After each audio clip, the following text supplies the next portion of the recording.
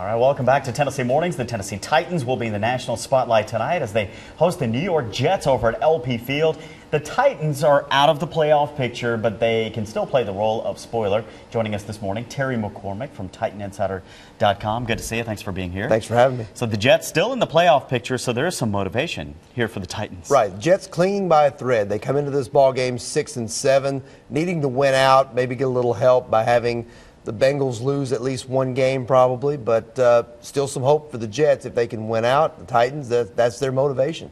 I know you had an article last week about Mike Munchak saying, you know what, Mike Munchak saying, we're getting better as a football team. Why is that not translating onto the scoreboard? Mistakes. I think the one thing that you can look at with this team is they have been consistently inconsistent this year, if that makes any sense. It does, actually.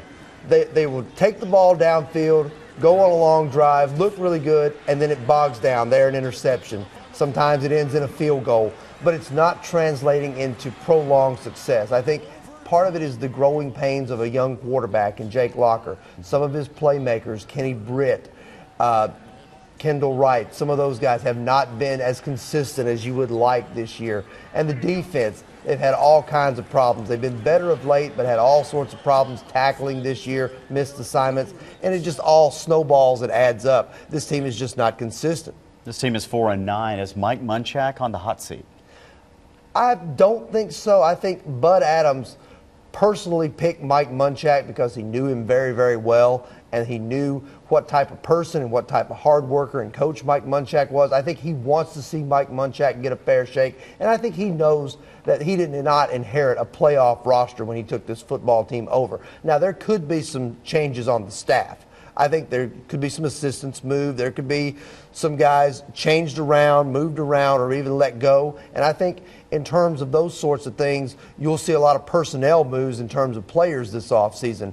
But I don't think Mike Munchak is on the hot seat, barring a complete collapse and looking terrible these last 3 games. I know Tom Moore was brought in kind of to help Dowell Loggins along. Tom had a chance to talk for the first time, spoke to the media. What is your sense? How do you feel like those two are working out on offense?